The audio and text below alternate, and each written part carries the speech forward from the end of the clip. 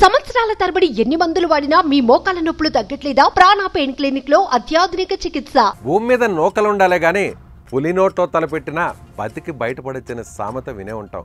అలాంటి సామెతే ఓ వ్యక్తికి అక్షరాల సరిపోతుంది. ఓ రోజు ఫుల్గా మద్యం తాగిన ఆ వ్యక్తి ఈ దేశానికి తానే రాజులా ఫీల్ అయిపోయాడు.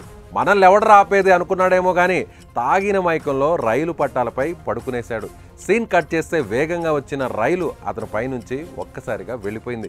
ఇంకేముంది, అతను చనిపోయి ఉంటాడని భయపడిన లోకో పైలట్ స్థానిక పోలీసులకు సమాచారం ఇచ్చాడు.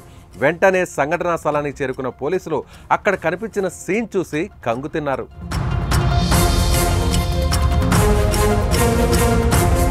మందుబాబుల వింత చేష్టలు మామూలుగా ఉండవు. ఒక్కొక్కడిది ఒక్కొక్క టాలెంట్.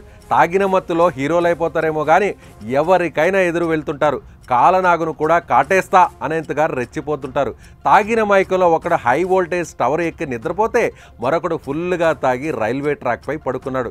తాను ఎక్కడ పడుకున్నానో కూడా తెలియకుండా ఆ పట్టాలపైనే హాయిగా నిద్రపోయాడు.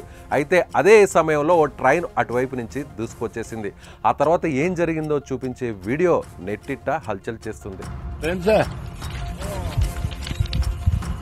नहीं पैदल लाया था मेरे को। तो यहाँ क्यों पड़ा है? खड़ा हो, जल्दी ट्रेन आ गई। ट्रेन से बच कैसे गया भाई? कैसे बच गया? नशे में है भाई, पकड़ो उसका हाथ।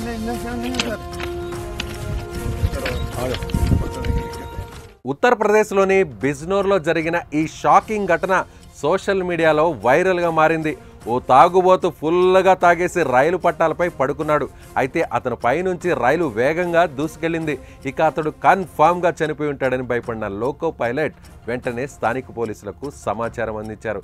వెంటనే సంఘటనా స్థలానికి చేరుకున్న పోలీసులు అక్కడ కనిపించిన సీన్ చూసి షాక్ అయ్యారు.